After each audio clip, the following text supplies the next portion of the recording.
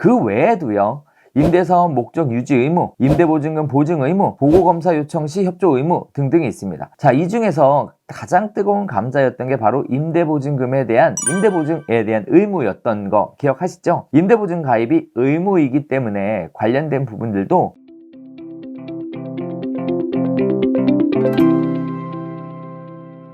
교수님, 계약서를 작성할 때 보면 일반 임대차 계약서와 표준 임대차 계약서라는 것이 있는데요. 어떤 경우에 표준 임대차 계약서를 쓰는 건지, 각 서류 작성 방법은 어떻게 다른지에 대해서 알고 싶어요. 네, 이 부분 굉장히 좀 헷갈려 하시더라고요. 근데 사실 표준 임대차 계약서도 있지만요, 주택 임대차 표준 계약서도 있어요.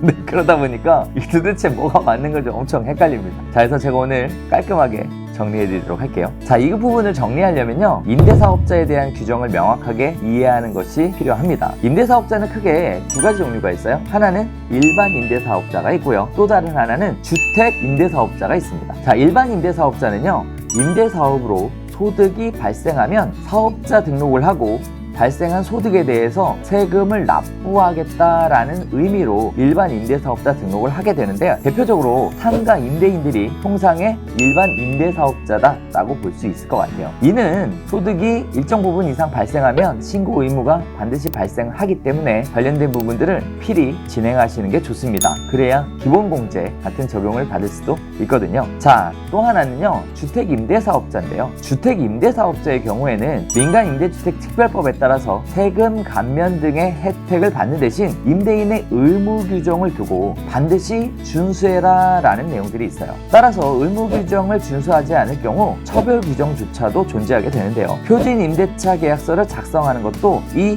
의무 규정 중에 하나입니다. 자, 그래서 표준 임대차 계약서는 법정 양식이고요, 계약서가 무려 7장이나 돼요. 따라서 표준 임대차 계약서를 작성하셔야 한다라는 건데요, 주택임대사업자 등록도 마찬가지입니다. 내가 주택임대사업자 등록을 하고 세금에 대한 감면을 받을 요량이 있다면 등록하는 게 맞는 거지만, 나는 세금 감면에 대한 혜택 이런 거 필요 없어 라고 한다면 주택임대사업자 등록은 의무사항이 아니에요. 주택임대사업자 등록을 의무적으로 하지 않았다면 관련된 주택임대사업자의 의무 규정도 지키지 않아도 된다라는 점, 이 점 분명하게 말씀드리고 싶어요. 자, 단 주의할 거는요, 표준 임대차 계약서를 작성하게 되면 임대사업자 등록번호 같은 것들을 기입해야 되는 난이 있고요, 또 하나는 계약 체결을 하는 임차인에게 설명해야 되는 내용이 굉장히 많이 있기 때문에 관련된 부분들도 꼼꼼하게 설명을 해 주셔야 한다는 점, 이 점 반드시 기억하셨으면 좋겠습니다. 자, 그러면 이제 임대사업자, 주택임대사업자가 챙겨야 되는 의무사항들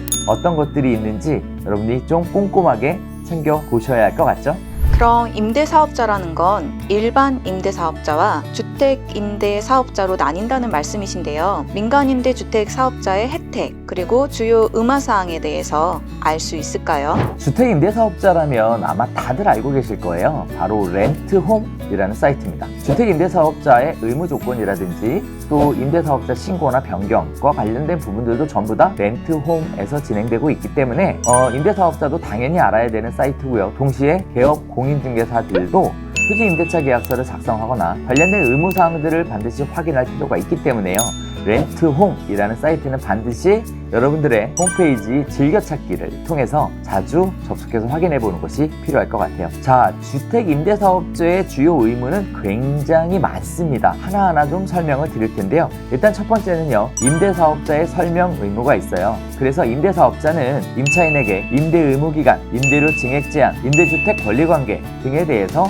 설명해야 될 의무가 있습니다. 두 번째는요, 소유권 등기상 부기 등기의 의무가 있어요. 임대주택이 임대 의무기간과 임대료 증액 기준을 준수해야 하는 재산임을 소유권 등기에 부기 등기함으로써 표현을 해 주셔야 한다는 점입니다. 자, 세 번째는요, 임대차 계약 신고 의무가 있습니다. 임대사업자가 임대료, 임대기간 등 임대차 계약사항, 이 계약사항은요, 재계약뿐만 아니라 묵시적 갱신을 포함한다는 사실 기억하셔야 됩니다. 을 관할 지자체에 신고하실 필요가 있습니다. 물론 렌트홈에서 신고 가능하세요.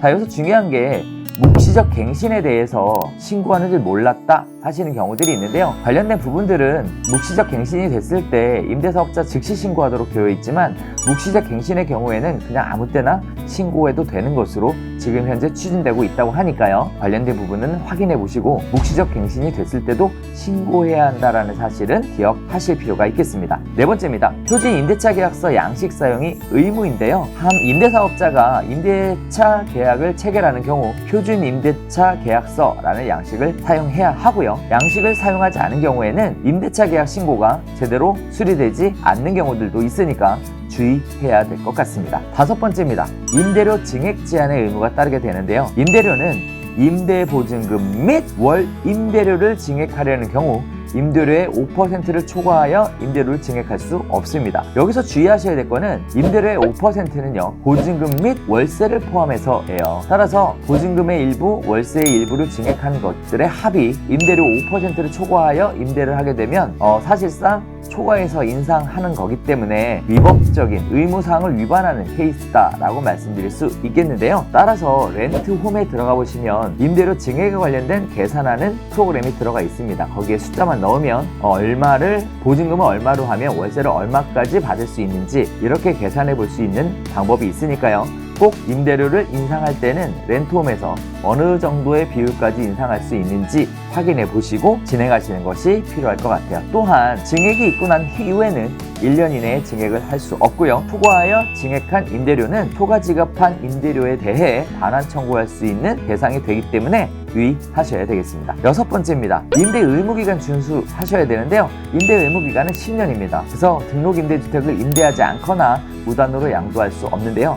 다만 임대사업자가 또 다른 임대사업자에게 임대 매각을 하는 경우에 있어서 양수한 임대사업자가 임대 의무기간 10년을 준수하게 되면 그 혜택을 그대로 받을 수도 있으니까 관련된 부분들도 확인해 볼 필요가 있겠습니다. 일곱 번째인데요. 임대차 계약 유지 의무가 있습니다. 임대차 계약을 해지 및 재계약을 거절할 수 없고요. 다만 임차인의 특별한 문제가 있는 경우에는 거절할 수 있는데요. 월 임대료를 3개월 이상 연체했거나 부대시설의 고의 파손 또는 임대주택의 열실, 일부 멸실 같은 경우의 사건이 발생하는 경우에는 임대차 계약을 거절할 수도 있어요. 그 외에도요.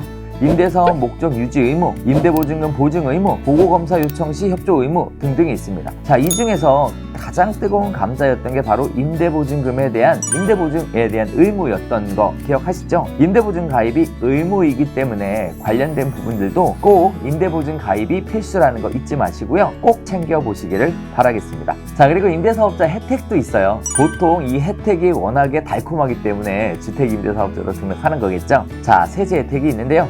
취득세 감면, 재산세 감면, 종부세 감면, 그리고 양도소득세 중과 배제와 같은 혜택이 있습니다.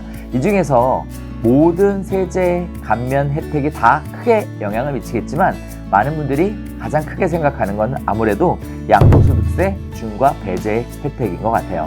관련된 부분들은 매도하기 전에 반드시 확인해보고 진행하셔야 된다는 점 다시 한번 말씀드리면서 다양한 세제 혜택을 볼 거라면 주택임대사업자에 등록하시고 거기에 따라서 의무 규정을 준수하시고 그에 따른 혜택도 받아보시는 것을 추천드립니다.